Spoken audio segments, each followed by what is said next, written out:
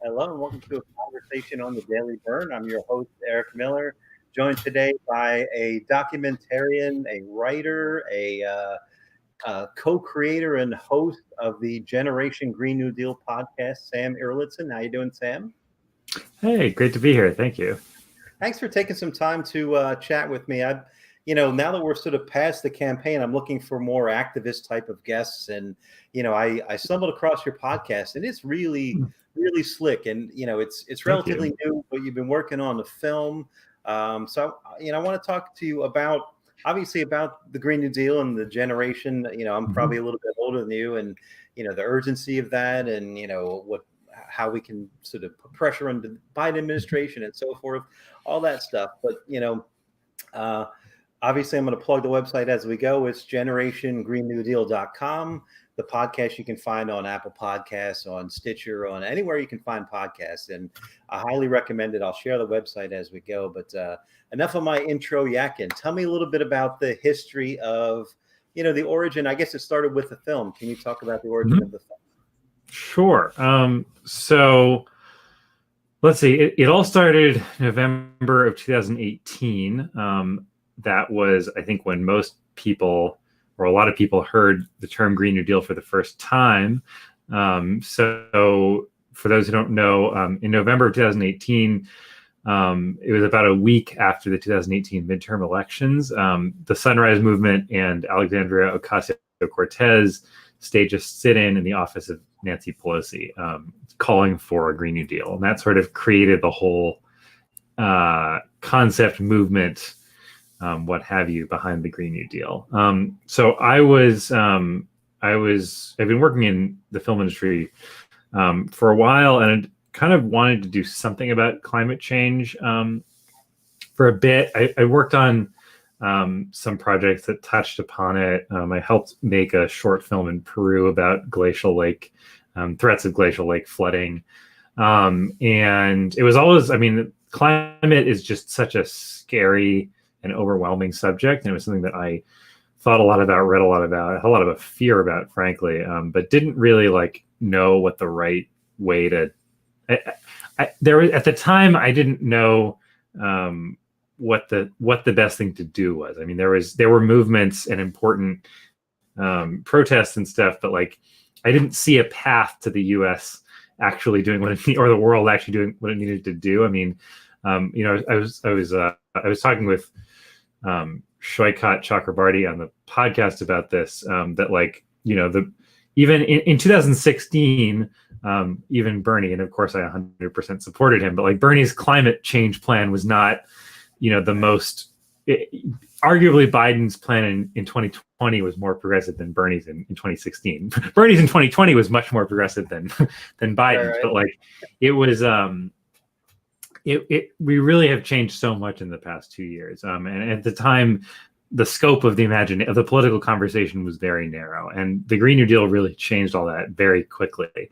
And so I kind of sensed that this was an important moment, and I got in touch with some of the folks at the Sunrise Movement, and they were kind of experiencing this crazy period of growth and figuring out what they were going to do. And I kind of pitched them on making a documentary about them and about the Green New Deal, and they said okay.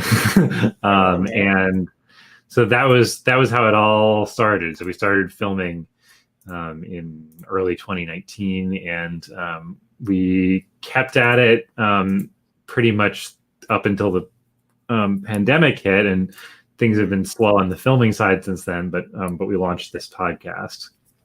Cool. Yeah, which I want to ask about. And there is a trailer for the film, and I think you're still sort of in a bit of a funding phase. I'll play that as we go out. It's like a 2.5 minute trailer, and it's boy, stick around for that. It's goosebumps. So the podcast, like you said, it's kind of born out of necessity based on quarantining and so forth, right? But it's really slick. It's like NPR quality editing. It's really, really impressive. And I do a podcast and I hate editing. So, I take that for what it's worth. It's really, really well done, and, great interviews and so forth. Can you talk about, I guess there are a lot of podcasts out there. What's the distinct focus or the mission statement, if you will? Sure. Yeah. So there are obviously a ton of podcasts, and a lot of people have had the same idea because there's been a huge number of podcasts being launched since the coronavirus started.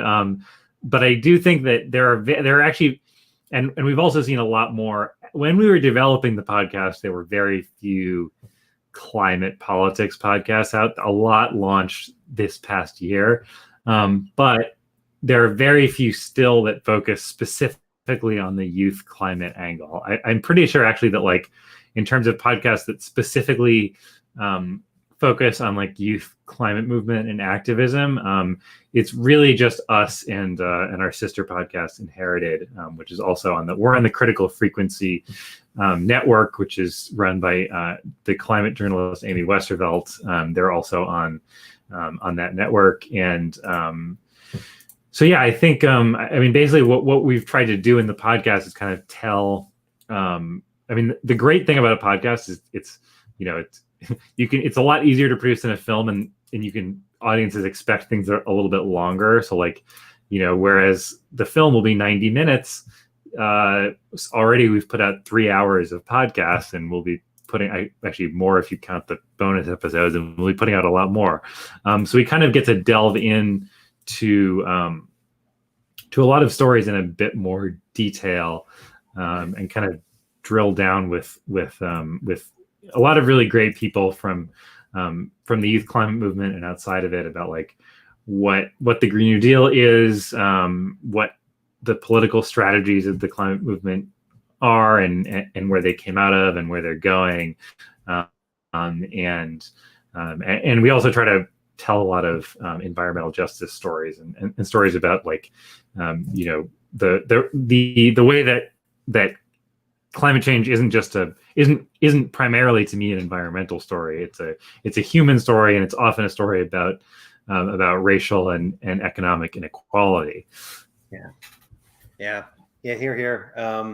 And I should point out, you said there are hours of content, but each episode is like 30 minutes, 50 minutes. So they're somewhat bite-sized. Yes. Like they're very digestible. They're very, it's not 3 hours of, science, right? So, that makes a difference. I think that it gets people more engaged, and they stay subscribed and so forth.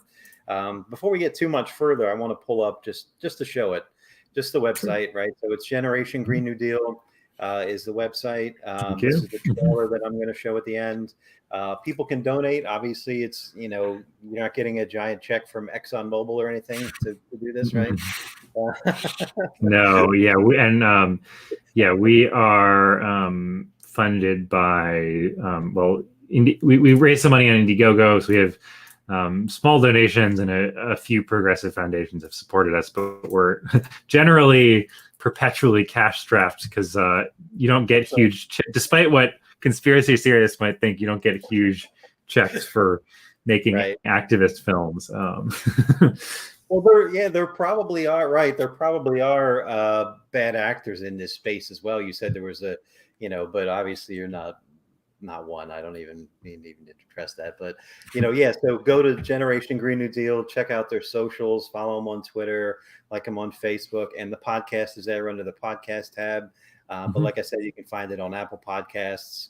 Go leave them a rating or a review. Looks like some trolls got into your reviews there. So please do leave us a review, because it seems like there's a lot of people who just like saw that we were featured on iTunes and saw the name Green New Deal, and like people are triggered by conservatives are triggered by just the name Green New Deal. So they'll like go and give it 1 star and write an angry rambling comment about it. So we appreciate the ratings.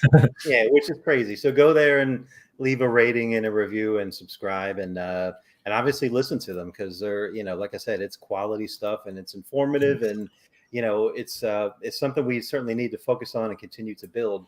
You mentioned about the anger, right? That was one of my, like, there's a couple things in that, right? And I want to get your thoughts on, you said November 2018.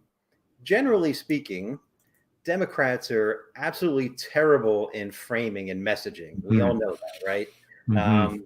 And yet Green New Deal is in the lexicon within 2 years, within a year, really, right? What do you credit credit that too. Obviously, AOC has a bit of a star quality, right? But it's not singularly her. It's, to the point where, both presidential candidates, whether they didn't explicitly support it by name, but they had to answer to it, right? And that was within a 2-year period from the left, unheard of in my lifetime. What do you credit that to? I think a lot of credit goes to AOC and just kind of the for better or for worse, media obsession with her. I think she's an amazing communicator.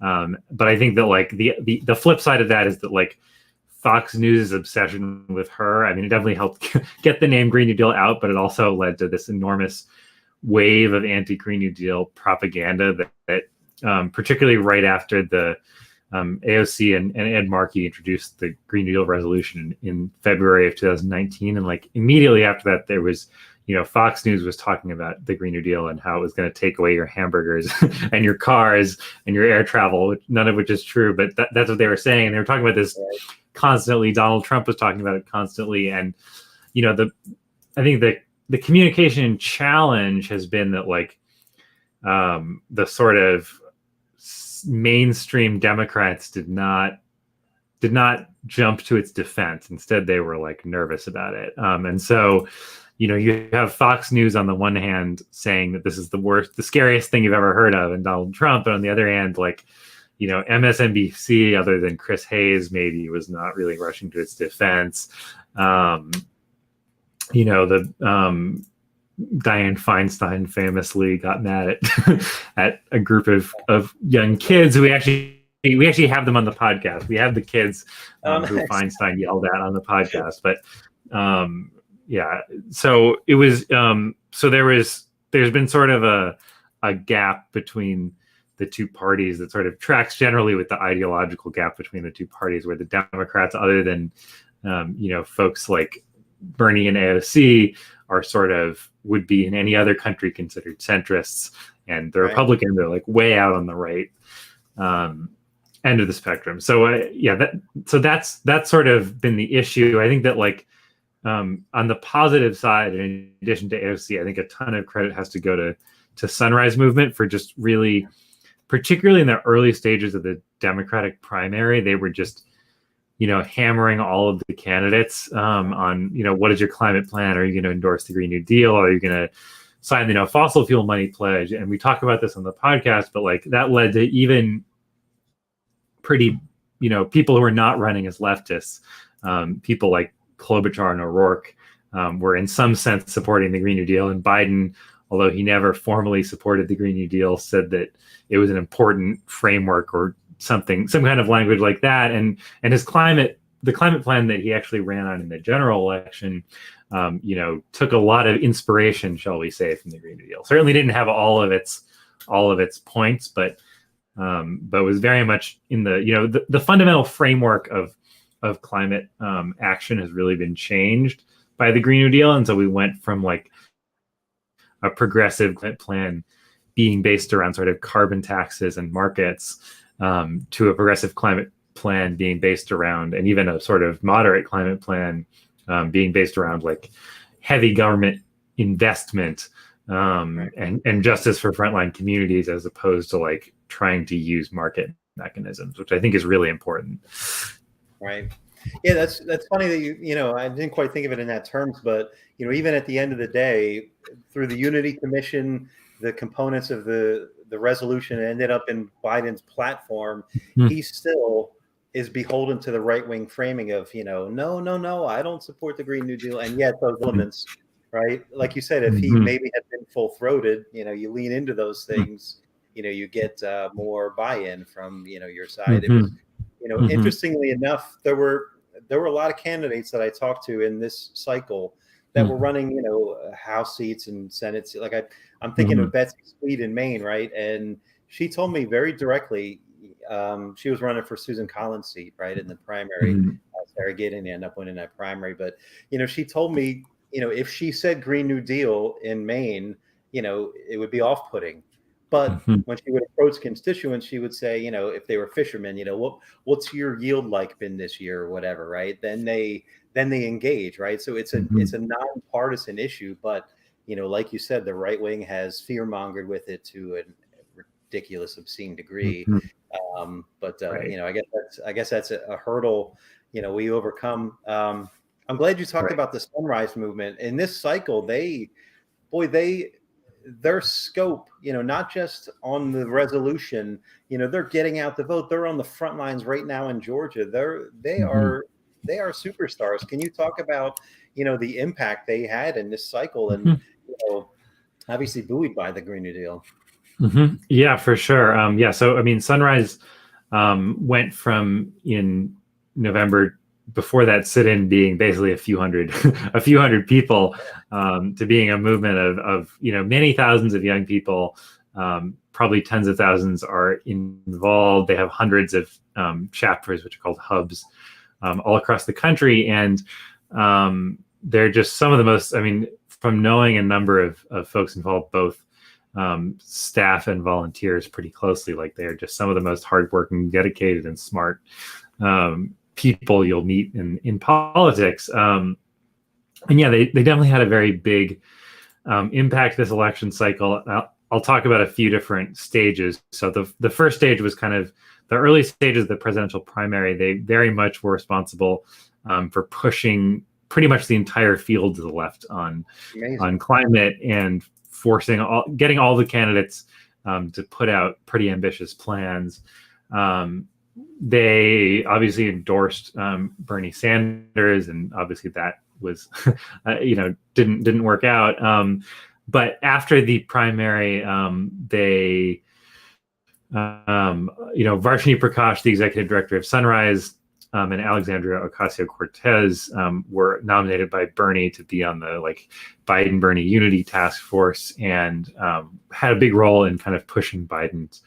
Biden basically went from having his climate plan became much more ambitious between the primary and the general, which is not usually, you know, usually you tack to the center after the primary, and he actually came out with a much more ambitious plan, and that was because he and other moderate Democrats sensed that climate is kind of one of the biggest motivators for young people in terms of voting, and in terms of young people who might not be enthusiastic about turning out to vote.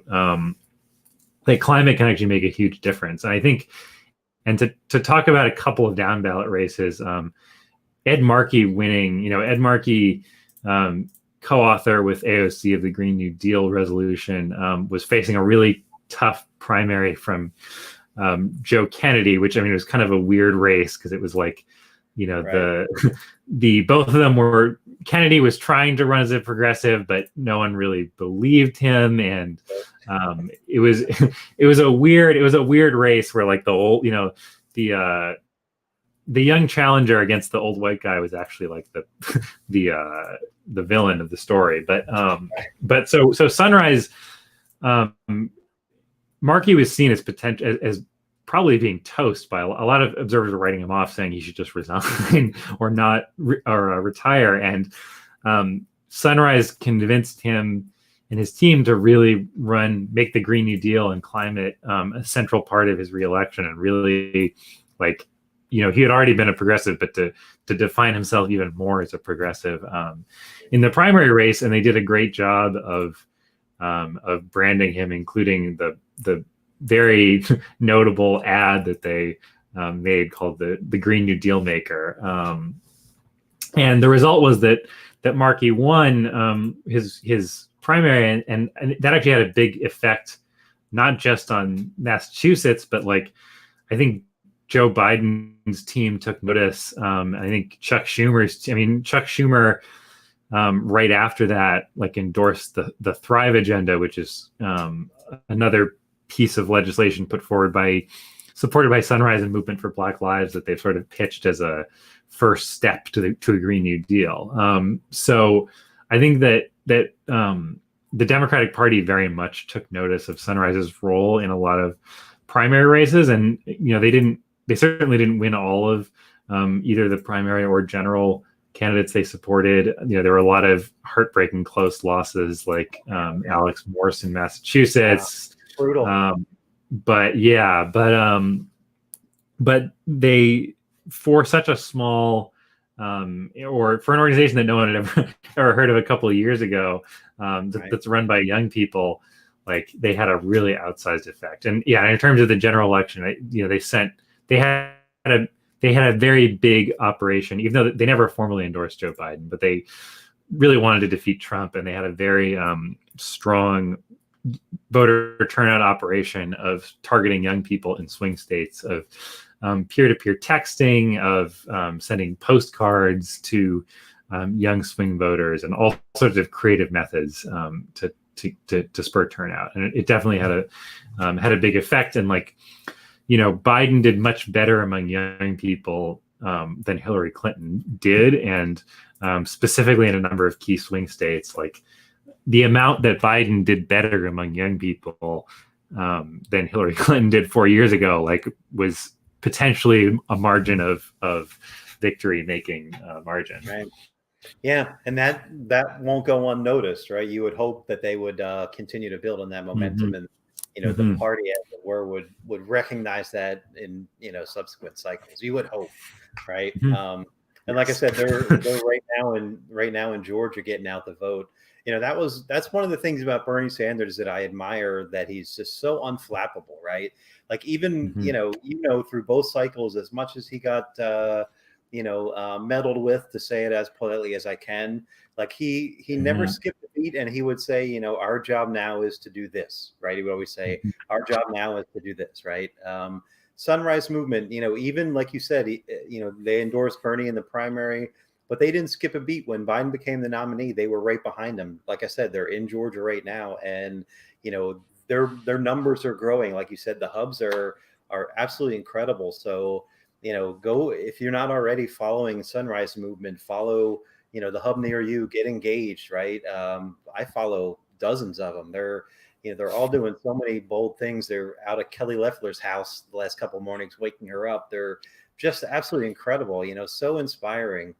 Let me ask you this, and I'm not trying to put you on the spot as an expert or whatever, but on the Green New Deal, but it is your pursuit. The resolution is 2 years old, so we had, why haven't we been getting any legislation in this, before this election? Like why did it kind of end at the resolution? Why didn't Ed Markey put in, obviously it's a vast resolution, right? But you could put in some components of it. Like why do we not see that at a federal level? Yeah, I mean, obviously, everything, and this is why we have to win Georgia, because Mitch McConnell gets to play the Grim Reaper to everything we want to do, and even if Democrats win the Senate, like Joe Manchin is going to be a big issue, and so Sunrise is, as you say, mobilizing for Georgia. They're also hoping to push Biden to be as creative as possible on executive actions. But in terms of legislation, there have been some components put forward. There was I believe it was AOC and I think Ilhan Omar. There's like a Green New Deal for Public Housing Act, which was proposed. And there have been as I mentioned, the Thrive Agenda, which I believe Markey is co-sponsoring with Chuck Schumer, is basically based around sort of it's sort of a green stimulus, like green COVID recovery plan that Sunrise and some other progressive groups, including Movement for Black Lives, are supporting, and like that. So that's been put forward and gotten some support from some of the more middle of the Democratic Party people. But I think that at the end of the day, it's hard to move. I mean, you can't really move anything without the Senate, and even on the. I mean, unfortunately, like it's funny because I wouldn't have thought this 5 years ago, but I feel like at this point Nancy Pelosi is a much bigger obstacle than Chuck Schumer rumor within the Democratic Party. Like like Nancy Pelosi clearly still has a grudge against I mean, I'm speculating here, but there's a lot of indicators that that Nancy Pelosi has a grudge against a number of the members of the left wing caucus. Speaking of the Ed Markey race, she actually endorsed Joe Kennedy against Ed Markey, which some people joked was like, or I mean, speculated was like a response to Sunrise's Green New Deal maker ad, and the way that they appropriated one of John F. Kennedy's famous lines at the end of that ad. But yeah, I think great.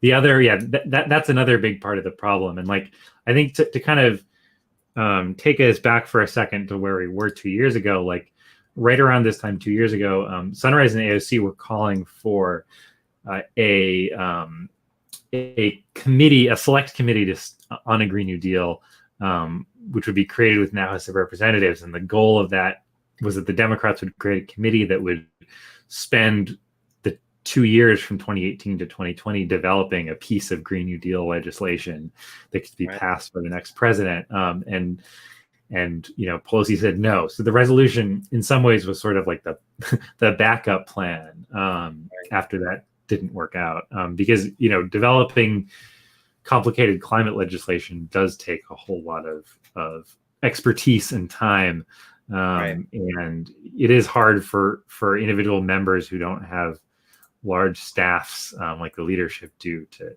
do that kind of thing. Yeah, there's not to go too far down this path, but I just have Ro Khanna on, right? And I agree wholeheartedly with the Nancy Pelosi being an obstruction, of course, right?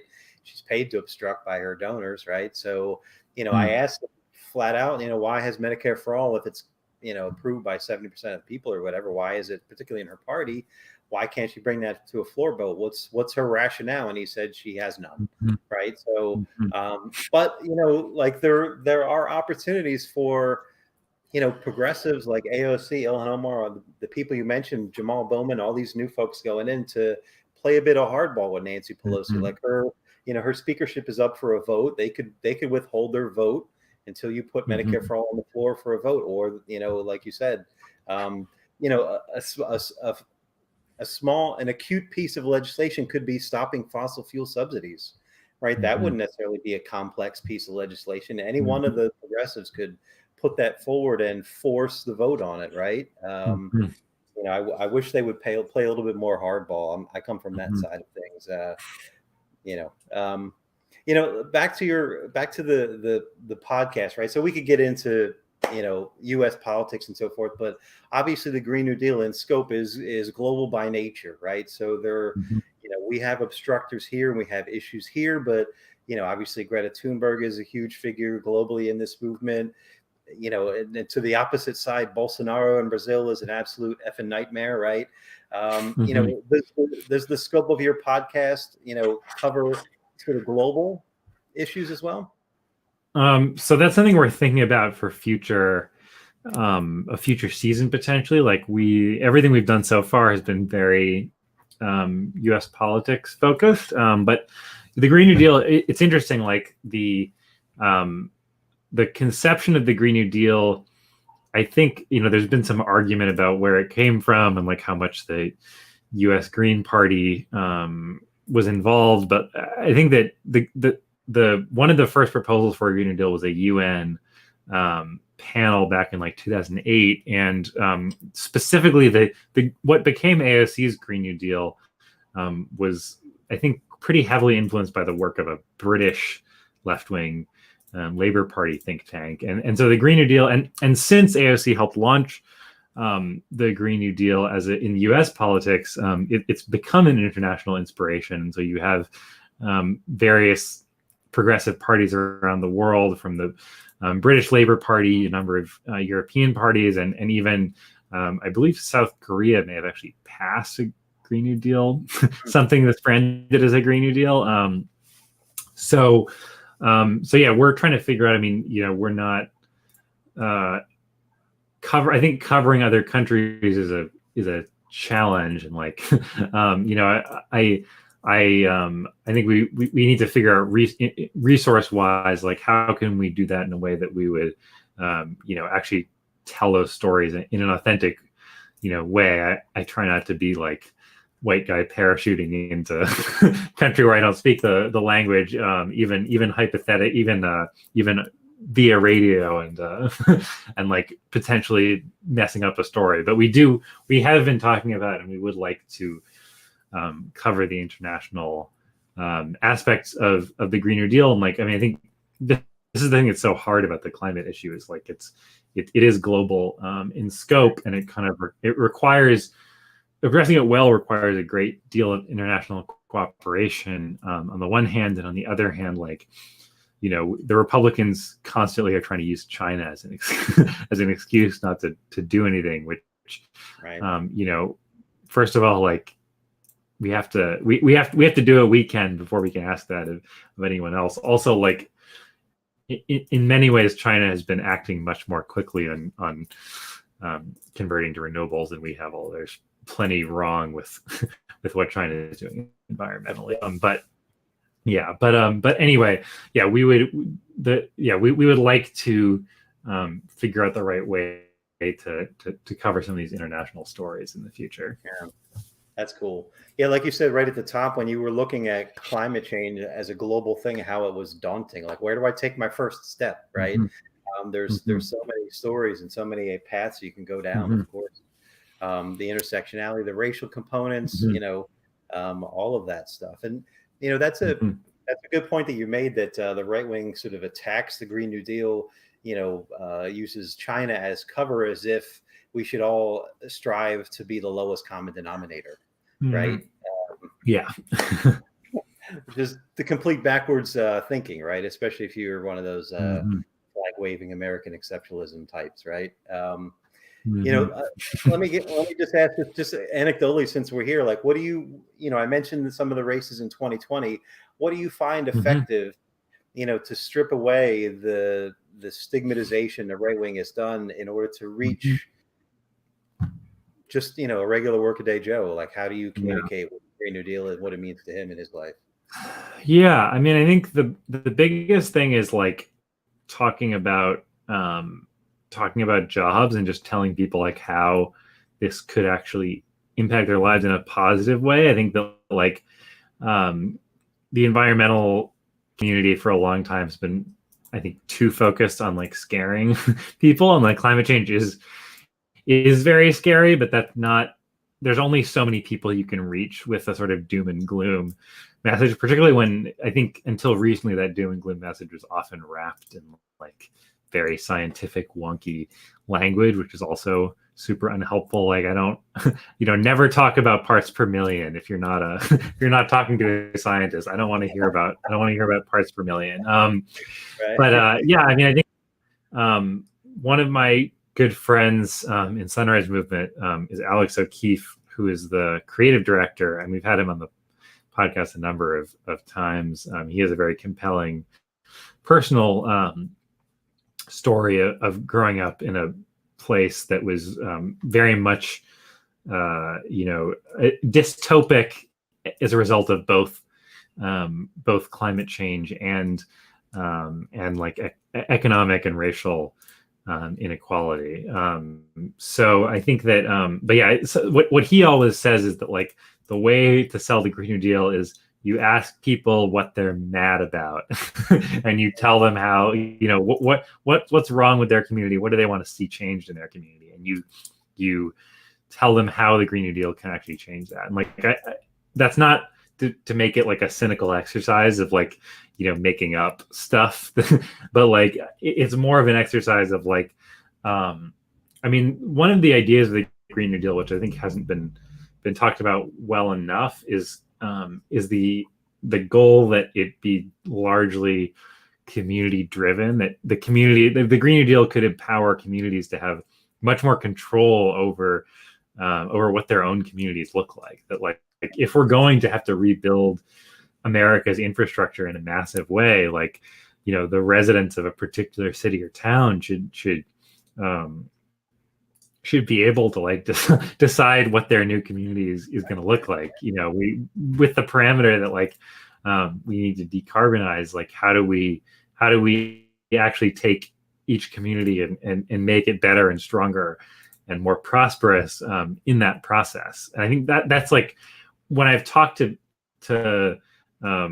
folks in what you can call frontline communities, whether that's the mostly Black communities in Detroit that are very negatively impacted by pollution, to white farmers in Iowa who are dealing with lots of flooding and also big agribusiness trying to squeeze them out, to former coal miners in Kentucky, like all these different groups of people in different communities. Like what excites them is the possibility that they could get that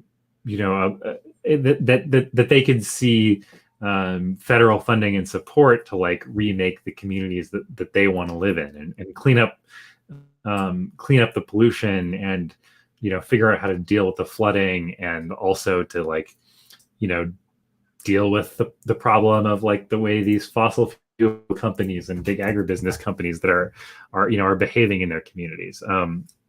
So I think that just selling people on, and in terms of sort of a specific political message, I mean, I think just making it about jobs, making it about stimulus, making it about the economy is the way to go. And I think that's a message that like towards the end of the campaign, Biden did start to lean into that message in a mostly effective way, even though like, it being Biden, he sort of had to hem and haw and make sure it was consultant approved and milk toast. But like, but I think that like climate as an economic, dealing with climate change as a matter of economic stimulus instead of as a matter of sacrifice is the only way to sell climate action effectively. And that's what the Green New Deal introduced into the political conversation.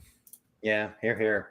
Yeah, and a lot of candidates, you mentioned like J.D. Schulten was running on it, Paula Jean Swearengin in West Virginia, right?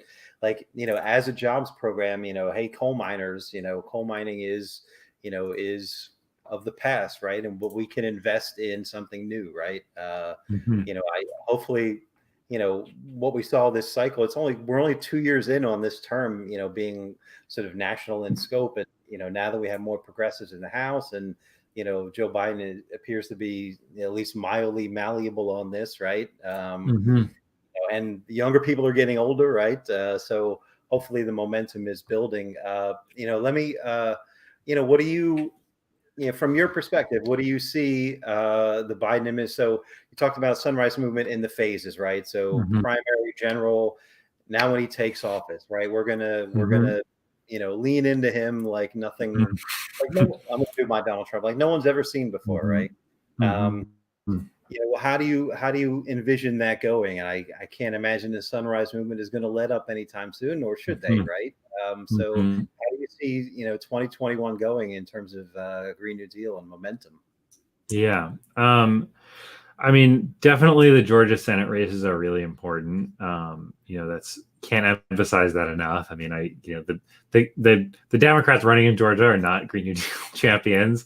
They're not amazing progressives, but switching that, electing them means Bernie Sanders becomes, I think, the Senate budget chairman, which would be amazing.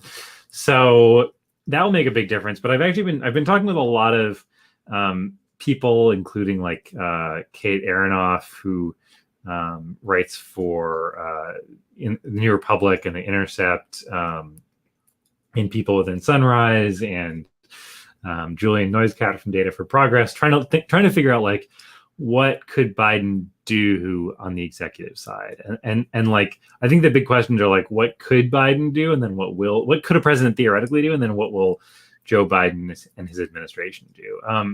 The answer is, in theory, you could actually do a lot if you were willing to sort of push the envelope. The conservative Supreme Court might be a barrier to that, but like the president has a lot of power, and particularly like if the president decides to treat this as an emergency and a wartime level emergency, which is what it is, and use various emergency powers, the president can do a whole lot. And there are all sorts of creative ways that like the Treasury Department could, and if the Fed were willing to cooperate, they could potentially help finance some of these green reconstruction projects and stuff like that. How much will be done by Biden administration? Certainly not all the most ambitious possibilities. That said, I mean, what I've heard from Sunrise, I was talking with Evan Weber, the political director of Sunrise just last week, and he basically said, like, so far they've been open to hearing all of our ideas. They've been, we've been talking, they've been listening, and they're open to creative ideas, and they're definitely seeing climate as being a place where they're hoping to actually be able to do something without Congress. So there are some hopeful signs. The other side of that is, well, I think that the big question on everyone's mind is, how different is this going to be from the Obama administration? Because, Obama was sort of seen as the progressive in that race. The definition of progressive was pretty different in 2008 than it is in 2020. But the left had a lot of hope for Obama being at least pretty good. And what happened in December, like in the time we're in right now, is you basically saw him bring in all of these Clinton era. Kate referred to them as ghouls and goblins, but like, the Larry Summers and Rahm Emanuels of the world. And the result was that like the scope of what they tried to do with, for example, the economic stimulus package was very much reduced before they even started trying to negotiate with Republicans or negotiate with Congress. I think what we've seen so far from Biden is kind of a mixed bag. We're not going to have Bernie Sanders labor secretary. We're not going to have an Elizabeth Warren Treasury secretary. Like that's not going to happen. But the picks that he has had for important positions, while they're not the progressives' first choice, they tend to be people who progressives can generally say they can live with, and are generally better than the people in equivalent positions coming into the Obama administration. So that's is not amazing, but it's an improvement. And I think that what Sunrise is really hoping for and has been pushing for, and think that they very likely will get, is some sort of an office of climate mobilization, like some sort of a new office being created within the White House that will be a cabinet level position, but won't require the Senate confirmation, that will have a lot of power within the executive branch to sort of coordinate climate actions and treat this like the emergency that it is. And I think that there's a good chance that office will likely be created. And I think that like who we get to lead that office will be a big indicator of how Biden's going to approach this. And by the way, most of the climate related positions have been not picked yet. So like Secretary of Interior, people think Deb Haaland, who Sunrise has been pushing for, has a real shot. EPA administrator hasn't been announced yet. And the good thing is that like the people who really are bad, who Biden's announced, like the people who specifically progressives are mad about, most of them are actually in like relatively unimportant, like Cedric Richmond is a big taker of fossil fuel money and got a Biden pick. But like on the one hand, that's a problem, and on the other hand, like someone who was seen as a key Biden ally getting kind of shuffled off to the Office of Public Engagement, which is not even remotely an important position, is in some sense kind of a win. So I think it's a mixed bag, and I think there's a lot we don't know yet. And I think that the next few weeks will kind of see, and I think Sunrise is taking the approach of like, we're going to keep talking with the Biden team. We're going to keep making suggestions, but we're also not going to be afraid to launch big protests and pressure actions as necessary. Yeah.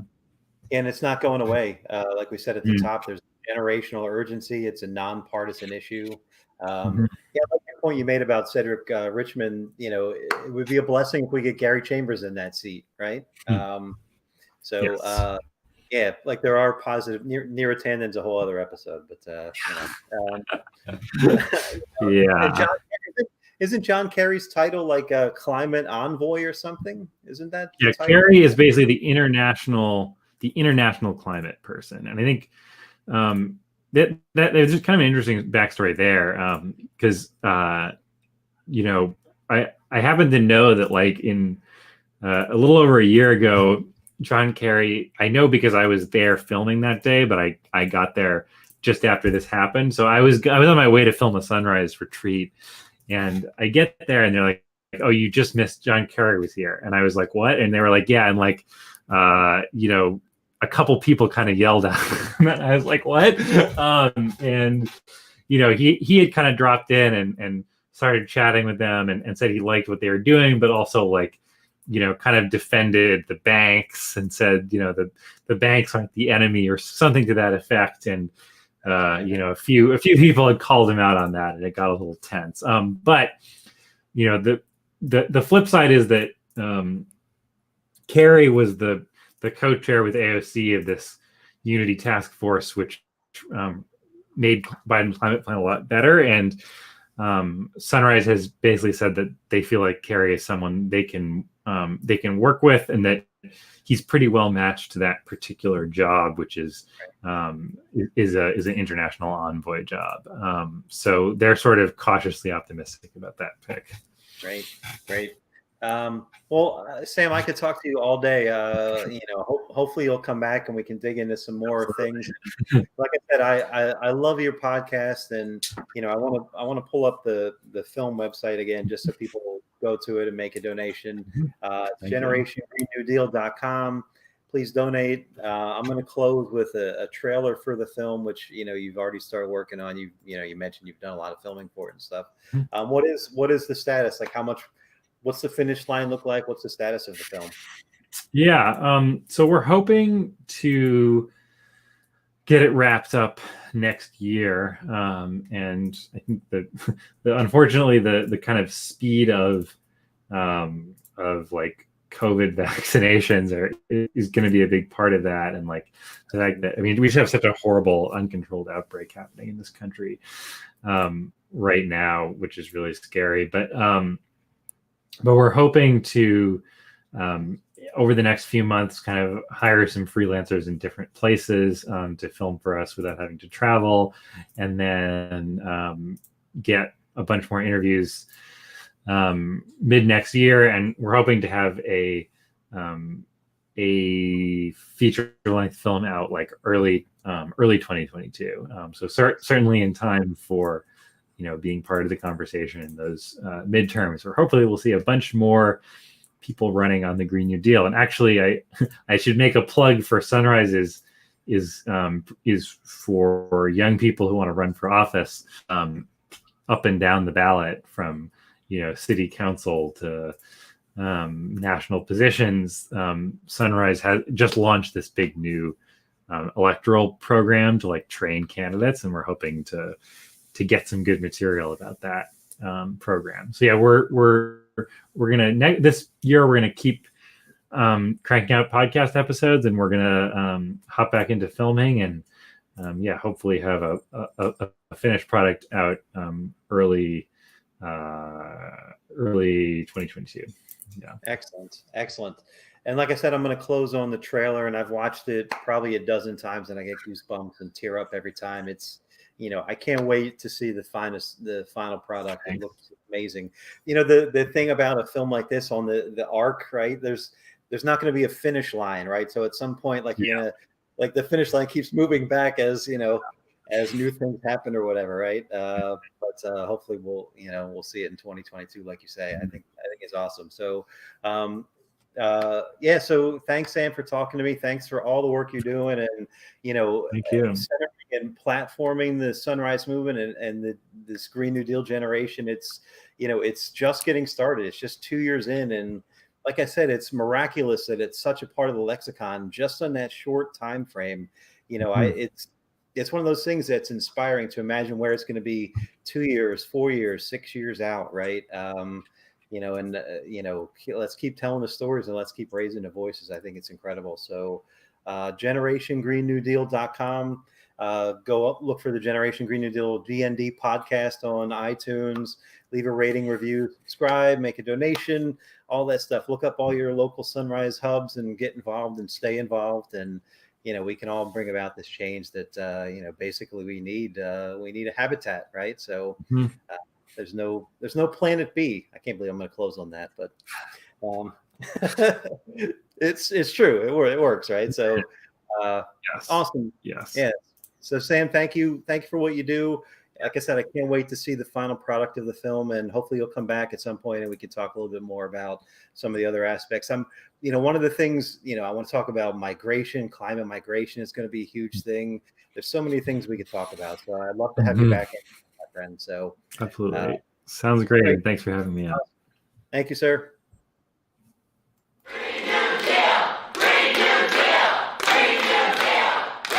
Top scientists widely agree that we are running out of time. October of 2018, young climate activists were telling me about this crazy idea that they had to sit in on the speaker's office. I was like, well, I don't know why the heck Nancy Pelosi would listen to you.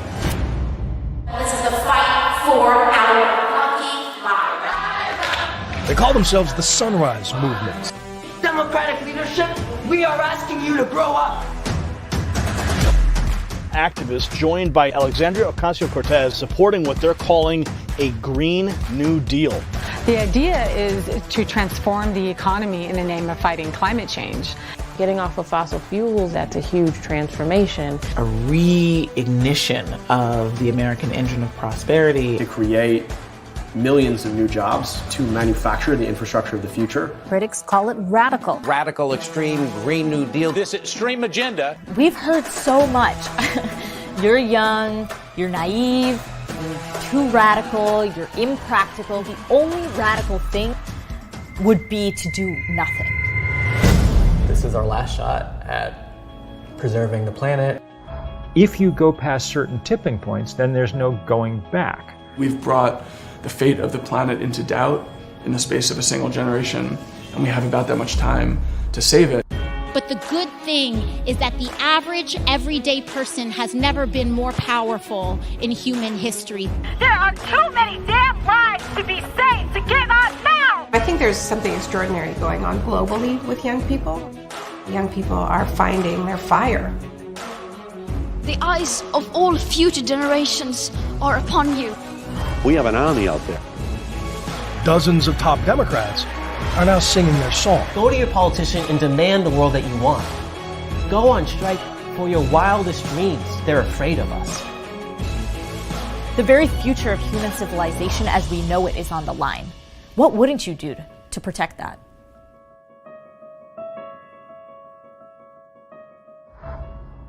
Hey, it's Sam Eilertsen. I'm the director of Generation Green New Deal.